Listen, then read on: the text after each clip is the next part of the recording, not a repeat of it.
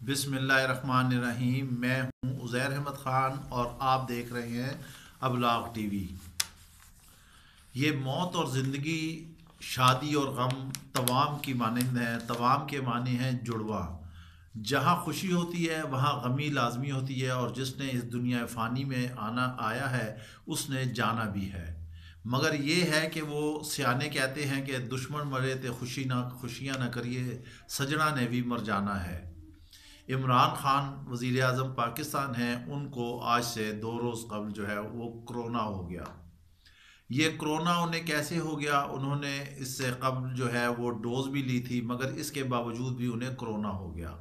इसकी हम आपको तफसीलात बताएंगे कि आखिर ये उनकी टीम की क्या नाअहली थी और क्यों उन्हें इस वजह से कोरोना से क्यों मुतासिर होना पड़ा, और कोरोना वायरस ने का वो क्यों शिकार हुए। और ख़ातून अव्वल जो बुशरा बीवी हैं उन्हें भी कोरोना हो गया है, जिसकी जुल्फ़ी बुखारी ने तस्दीक की है। मगर जैसे हमने कहा था कि अगर दुश्मन भी बीमार हो या कुछ उसे मसला हो जाए तो उसके लिए मजाक नहीं उड़ाना चाहिए। अब आप ये देखें कि नून लीग ने इनके कोरोना होने का खूब से खूब तर मजाक उड़ाया, बल्कि ट्विटर इसको टॉप ट्रेंड बना दिया, और उन्होंने यहाँ तक कह दिया कि इमरान खान जाके कब्र में आराम करें।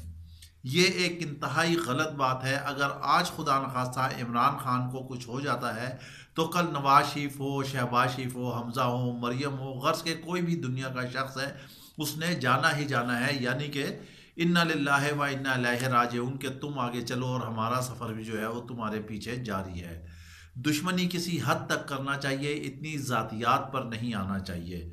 सेहत के एतबार से देखा जाए तो नवाज शरीफ इस वक्त बैरून मुल्क हैं। पहले वो कुलसूम नवाज का इलाज कराने के लिए ले गए थे, फिर वो ख़ुद अपने इलाज के लिए गए। उनकी मेडिकल रिपोर्ट्स नहीं हुई, उन्होंने सेहत को एक बहाना बनाया, एक तलवार बनाई, एक ढाल बनाई, और उससे अभी तक वो चल रहे हैं।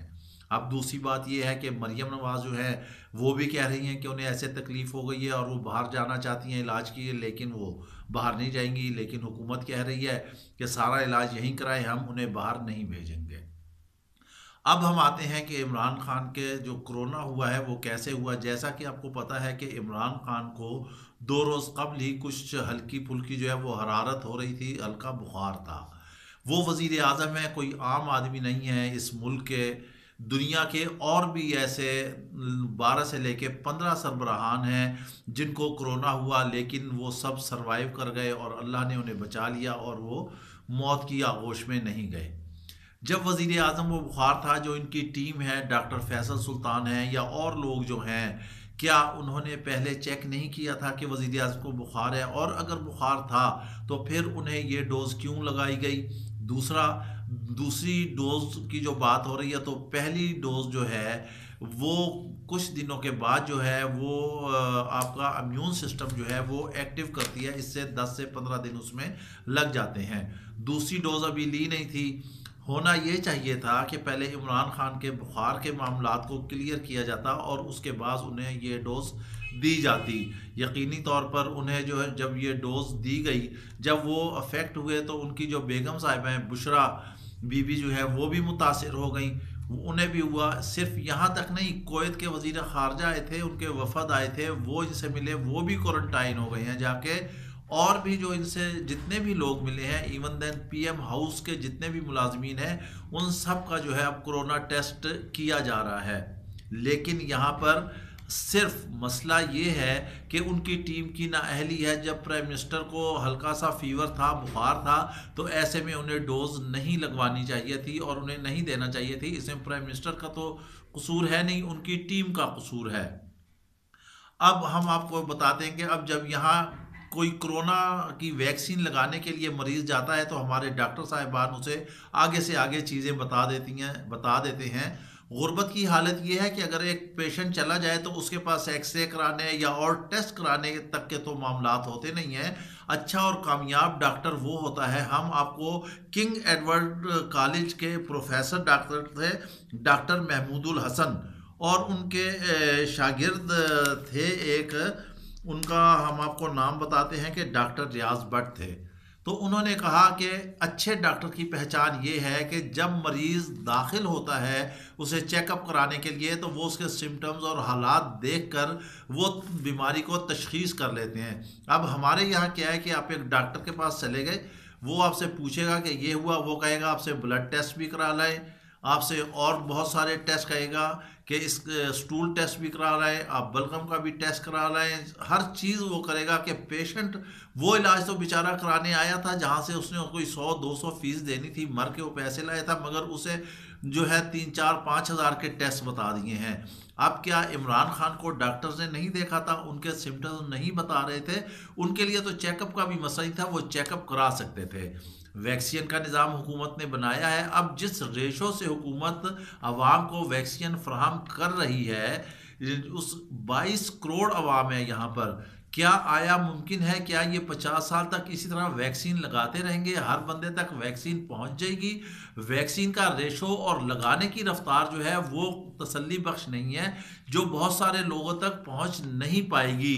गो के शहर में सेंटर्स बना दिए गए हैं, सारा कुछ है, वो सिस्टम बेहतर है, हम उस पर डिबेट नहीं कर रहे, लेकिन जो इन्होंने तादाद रखी है वैक्सीन लोगों को लगाने के लिए, अवाम को लगाने के लिए, वो जो है वो सही नहीं है। हमारे एक दोस्त हैं PhD डॉक्टर वदूद कुरैशी, वो गए, वो 60 अबव हैं, उन्होंने कहा बाकायदा, उन्होंने अपने ग्रुपों में और सोशल मीडिया पे उन्होंने वो रसीदें जो है उनकी शेयर की कि वो वहाँ गए, उन्हें 3 से 4 घंटे इंतज़ार करवाया गया और इंतज़ार कराने के बाद वो वापस आ गए और उन्होंने कहा कि ये बहुत अजीब एक मुज़क्का खेज़ माहौल है, फ्रॉड है, चक्करबाजी है और वहाँ पर ख्वारी ज़्यादा हो रही है।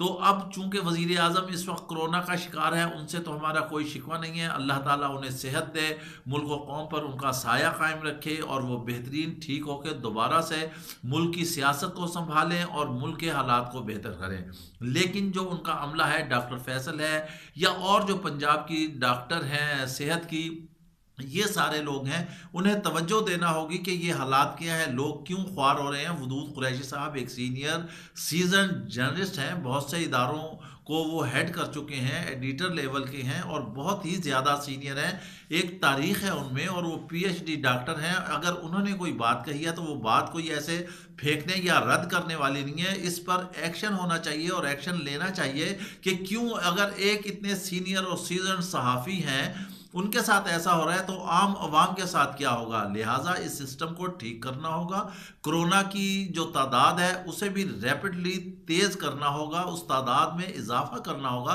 वरना 22 करोड़ आवाम तक शायद अब ये तीसरी लहर आ गई है, जो कह रहे हैं कि बरतानिया से इतनी सख्त है, सख्त असर रखती है। जर्मनी ने जो कह दिया है कि वो मुकम्मल लॉकडाउन की तरफ जाने के चक्कर में सोच रहा है, तो इस तरह से तो हमारी वैक्सीन लगती रहेगी और अल्लाह ना करे फिर चौथी लहर भी आ जाएगी, फिर 5वीं लहर भी आ जाएगी और इसी दौरान आप ये ना सोचें कि जिसको एक दफ़ा कोरोना हो गया उसे दोबारा कोरोना नहीं हो सकता है, उसको दोबारा भी कोरोना हो सकता है। अगर यही रफ्तार रही तो हम बहुत ज़्यादा अफेक्टेड हो जाएंगे और हालात हमारे काबू से बाहर निकल जाएंगे।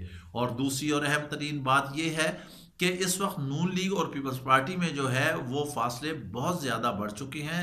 जरदारी से नवाज शरीफ जो है बातचीत तक करने के लिए तैयार नहीं है, जबकि एक अजीब खेल यहाँ शुरू है कि खाकान अब्बासी जो है वो जरदारी को राज़ी कर रहे हैं और मियाँ साहब जो है वहाँ लंदन में दूरियाँ रख के बैठे हुए हैं। सियासत की भी खिचड़ी बन रही है। असल बात थी हमारी वज़ीर आज़म कोरोना की। इसके साथ ही आप हमें इजाज़त दीजिए और अपना ख्याल रखिएगा। और अगर अभी तक आपने अबलाग टीवी को सब्सक्राइब नहीं किया तो प्लीज़ इसे सब्सक्राइब कीजिए ताकि आपको ताज़ा तरीन तजिए मिलते रहें। अल्लाह हाफिज़।